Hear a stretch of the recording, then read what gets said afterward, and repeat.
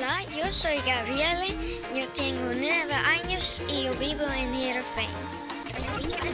Mijn naam is Gabrielle, ik ben 9 jaar oud en ik woon in Heerenveen.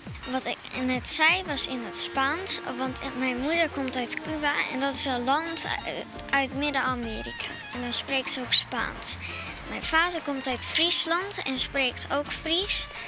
En ik zelf ben beide. En dit is mijn familie. Mijn oma woont in Camagüey, in een klein huisje.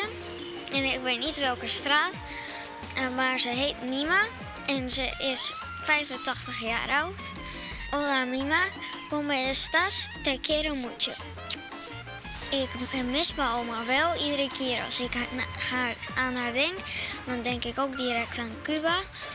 En dan denk ik ook altijd dat Mima in zo'n klein huisje woont. En als we skypen, dan praten we over hoe het is gegaan, over hoe het daar is, over hoe het hier is.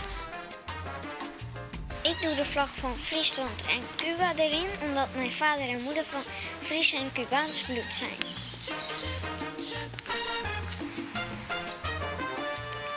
En dit is mijn DNA.